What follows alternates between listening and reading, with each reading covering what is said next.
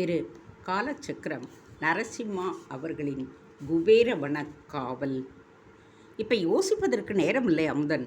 அந்த காரணத்தை கண்டுபிடிச்சா ஒருவேளை உங்களால் புருஷோத்தமனை காப்பாற்ற முடியும்னு நினைக்கிறேன். ஆனால் நீங்கள் உடனே செய்ய வேண்டியது இங்கே இருந்து கிளம்பி போகிறது தான். யஜ்ஞம் அவசரப்படுத்தினார். எனக்கு பயமில்லை அங்கிள், மிருகா வரட்டும், நான் நேருக்கு நேரே மோதுறேன். அமுதன் கொந்தளித்தான். தப்பு பண்ணுறீங்க மிருகா. நம்மை மீறிய சக்தியை வச்சுட்டு விளையாடுறா. நம்மளால் அந்த சக்தியை எதிர்க்க முடியாது. நீங்கள் மதியால் தான் சதியை வெல்லணும். இங்கே இருந்தால் உங்கள் மதியை அவள் ஈஸியாக மயக்கிவிடுவா. நான் உங்கள் உயிரை காப்பாற்றுறதுக்காக உங்களை போக சொல்லலை, உங்கள் மதியை காப்பாற்றிக்கத்தான் போக சொல்கிறேன். யஜ்ஞம் கெஞ்சினார். அமுதன் வேறு வழியின்றி எழுந்தான். என் ஸ்டூடெண்ட் நந்தனாவோட போயிருக்காளே, நான் மெட்டில்டாவை பத்திரமா திருப்பி அனுப்பி வைக்கிறேன். நீங்கள் முதல்ல இங்கேருந்து கிளம்புங்கோ. அவள் வந்து உங்களை வசியம் பண்ணுறதுக்குள்ளே நீங்கள் எல்லையை தாண்டிடணும். மெட்டில்டாவை ஸ்டேஷனுக்கு வர சொல்லுங்கள் அங்கிள், நான் அங்கே காத்துட்ருக்கேன். அமுதன் அவசரமாக தனது லக்கேஜுகளை திரட்டினான். யஜ்ஞம் கார் சாவியை நீட்டினார். அமுதன், இது என்னோட ஃபியட்டோட சாவி, அதை ஓட்டிகிட்டு போங்க. நான் அப்புறமா சவுண்டப்பனை விட்டு அதை எடுத்துக்கிறேன். சாவியை பெற்றுக்கொண்டு அமுதன் கிளம்பினான். நடு இரவு. அமுதன் மலைச்சாரலில் எச்சரிக்கையுடன் காரை ஓட்டினான். போயும் ஒரு பெண்ணுக்கு பயந்துட்டு கிளம்புறோமே. அப்பாவின் நிலைமை அறியாமல் அவரிடம் பேசியிருக்கக்கூடாது தான். இப்பொழுது நான் யார் என்பது பிருகாவுக்கு தெரிந்துவிடும். ஒருவேளை அப்பாவுடன் வேறு எங்காவது கண் காணாமல் சென்று விட்டாலே என்ன செய்வது? அவசரப்பட்டு விட்டோம். தன்னையே நொந்தபடியே காரை ஓட்டினான்.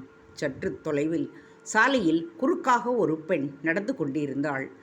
4-5 முறை ஹாரனை அழுத்தியும் அவள் தன் வழியே போய்கொண்டிருந்தாள். திரும்பி பார்க்கவும் இல்லை, இவனுக்கு வழி கொடுக்கவும் இல்லை.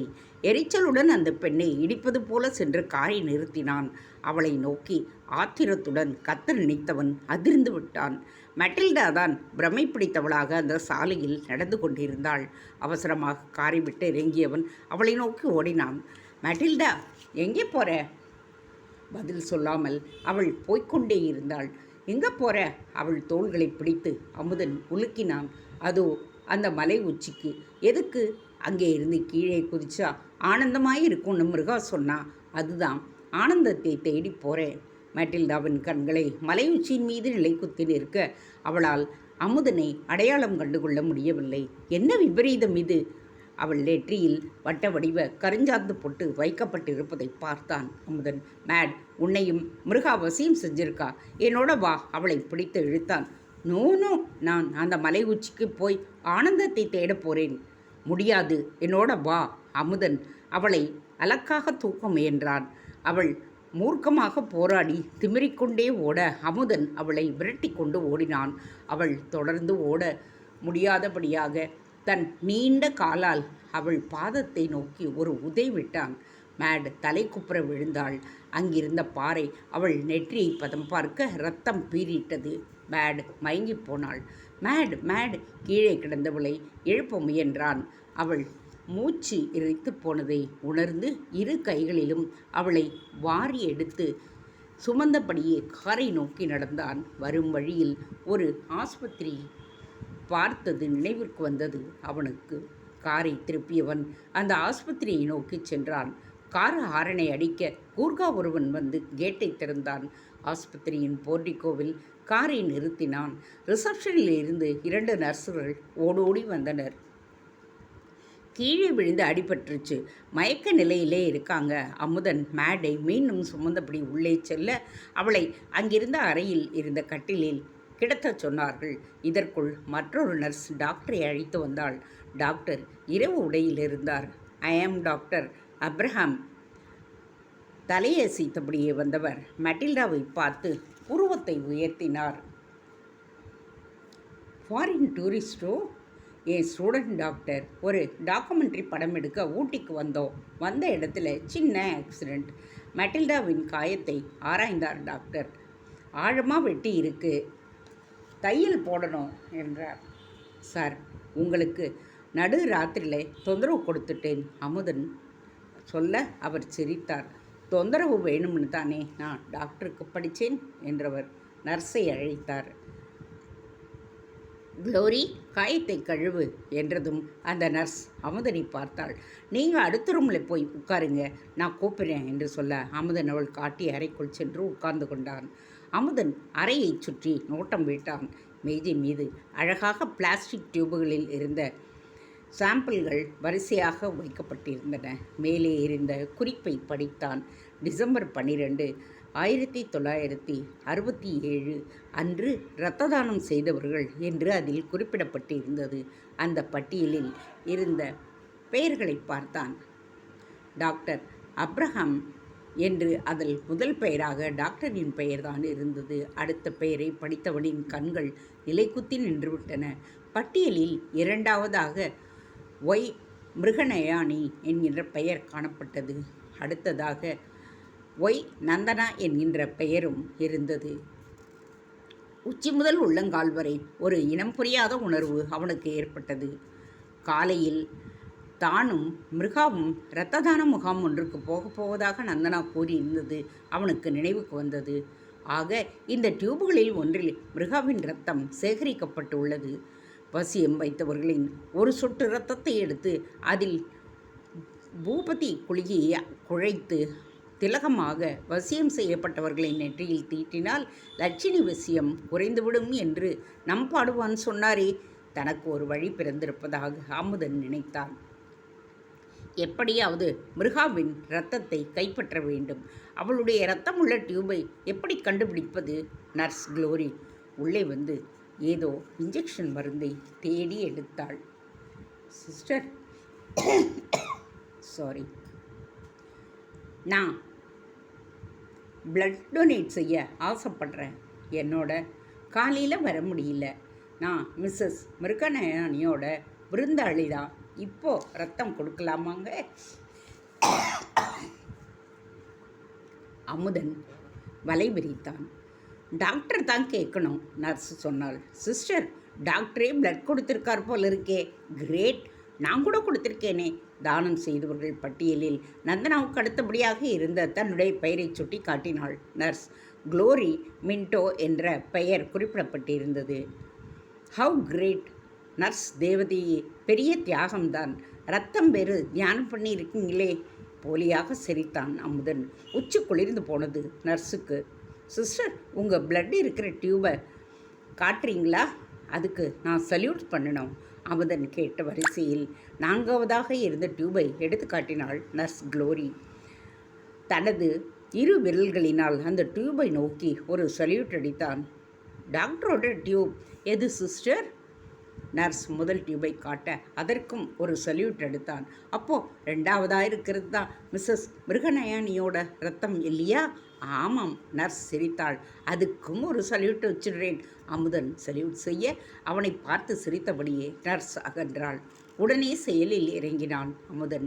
இரண்டாவதாக இருந்த மிருகநயானியின் இரத்தத்தை சேகரித்து வைத்திருந்த அந்த டியூபை எடுத்து பாக்கெட்டில் பத்திரப்படுத்தி வைத்தான். சற்று தள்ளி பெயர் சொல்ல விரும்பாத இரத்த தானம் செய்தவர்களின், அதாவது அன்னோன் டோனாஸ் சாம்பிள்கள் டியூபுகளில் வரிசைப்படுத்தப்பட்டு இருந்தன. அவற்றிலிருந்து ஒன்றை எடுத்து மிருகநயனானின் டியூப் இருந்த இடத்திற்குள் வைத்து விட்டான். 1967 ஆண்டு கோயம்புத்தூர் ஹோட்டல் அறை. மெட்டில்டா கண் விழித்தாள். தலையை உயர்த்தி சுற்றுமுற்றும் பார்த்தவள் மலங்க மலங்க விழித்தாள். வேர் ஐ எம் நவ்? சற்று தொலைவில் பேப்பர் படித்து கொண்டிருந்த யாரையோ கேட்டாள். பேப்பரை தாழ்த்தி முகத்தை மட்டும் வெளியே நீட்டினான் அமுதன். அம்மாடி, கண் முழிச்சிட்டியா? பேப்பரை மடித்து வைத்தபடியே எழுந்து அவளை நோக்கி வந்தான். என்னாச்சு எனக்கு? நான் காரை ஓட்டிகிட்டு வந்துட்டு இருந்தேன். நீ மலை உச்சிக்கு போய் தற்கொலை செஞ்சுக்க போய்கிட்டு இருந்த. உன்னை காப்பாற்றி இங்கே அழைச்சிக்கிட்டு வந்தேன். குழப்பத்துடன் தன் தலையில் கை வைத்த மெட்டில்டா நெற்றியில் போடப்பட்டிருந்த பேண்டேஜை தொட்டு பார்த்து கொண்டாள். இது என்ன? உனக்கு அடிபட்டு தையல் போட்டிருக்கு. உனக்கு எதுவுமே தெரியவே இல்லை. உன்னை காப்பாற்றுறதுக்கு நான் பட்ட பாடு எனக்கு 1000 ஜாக்கிரதையை சொல்லிவிட்டு நீ போய் எப்படி மிருகா வலையில் விழுந்த? கிண்டல் அடித்தான் அமுதன். மெட்டில்டா யோசித்தாள். எனக்கே புரியலை ப்ரொஃபஸர். ஒரு மலைஜாதி பொண்ணு மலர் மாலை கொண்டு வந்து மிருகா கிட்டே கொடுத்தா. நந்தனா அவங்களோட டான்ஸ் ஆடிக்கிட்டு இருந்தா. என் கழுத்தில் மிருகா மாலையை போட்டா. அவ்வளவுதான் எனக்கு தெரியும். பட்டுன்னு என் மைண்டில் ஏதோ அருந்தாப்புல ஒரு உணர்ச்சி. மட்டில்டா குழம்பினாள். எப்படியோ நல்லபடியாக மீண்டு வந்துட்டேன். யூ நோ மேன், நான் யாருங்கிறது இந்நேரம் மிருகாவுக்கு தெரிஞ்சிருக்கும். திகைப்புடன் படுக்கையிலிருந்து எழுந்து உட்கார்ந்தாள் மேட். ப்ரொஃபஸர், இப்போ என்ன பண்ணுறது? பேசாமல் நாம் 2 பேரும் ரயில் ஏறி சென்னைக்கு போவோம். அங்கே போய் முடிவு செய்யலாம், அமுதன் சொன்னான். அமுதன் கிளம்பியதும் தன் அறைக்குள் முடங்கிக் கொண்டார் யக்ஞம். வரும் பொழுதே எரிமலை, பிரளயம், பூகம்பம், சூறாவளி காற்று என்று இயற்கையின் உக்கிரங்களை தன்னுள் வைத்திருக்கும் மிருகா பொங்கியபடியே வருவாள். அமுதனை காணாமல் அவளுடைய ஆத்திரம் இன்னும் அதிகமாகும். தனக்கு ஒன்றுமே தெரியாது என்கின்ற பாவனையில் படுக்கையில் கிடந்தால்தான் அவள் கோபத்திலிருந்து அவர் தப்பிக்க முடியும். அந்த நினைப்பில் படுக்கையில் கிடந்தார். அவர் செவிகள் மட்டும் பங்களாவுக்கு வெளியே கேட்கும் ஒவ்வொரு ஒலியையும் உன்னிப்பாக கவனித்தது. அதோ மிருகாவின் கார் வரும் ஒலி. பதற்றத்துடன் யக்ஞம் போர்வையை இழுத்து போர்த்தி கொண்டார். திடீரென்று டமால் என்கின்ற ஒலி. ஹாலில் மாட்டியிருந்த சாண்ட்லியர் பொலபொலவென்று உதிர்ந்து விழுந்தது. அதற்கு மேலும் படுக்கையில் கிடந்தால் மிருகாவுக்கு சந்தேகம் வரும். தள்ளாடியபடியே சோர்வுடன் எழுந்து அரைக்கதவை திறந்து வெளியில் வந்தார் யக்ஞம். மிருகா கோர தாண்டவம் ஆடிக்கொண்டிருந்தாள். அமுதன் அவள் குரல் அந்த பங்களா முழுவதும் எதிரொலித்தது. அவர் அப்பவே கிளம்பி போயிட்டாரே, மெதுவாகச் சொன்னார் யக்ஞம். ஓடி போயிட்டானா? கோழை, என்ன தைரியம் இருந்தா ஏன் வீட்டுக்குள்ளேயே வந்து புருஷோட மனசை குழப்ப பார்ப்பான்? அவன் மட்டும் என் கையில் கிடைச்சான்னா. மிருகா பல்லை கடிக்க அவளது அழகிய முகம் கோரமாக மாறுவதைக் கண்டு உள்ளுக்குள் நடுநடுங்கினாள் நந்தனா. புருஷ், உன் பிள்ளை வந்து உன்னை கூப்பிட்டா நீ போயிடுவியா என்ன? மிருகா கர்ஜித்தாள். பீதியுடன் அவளை பார்த்தார் புருஷோத்தமன். நான் போக மாட்டேன் மிருகா. நிஜமா உன்னை விட்டு போக மாட்டேன் மிருகா. நந்தனாவுக்கு அதற்கு மேல் பொறுக்கவில்லை.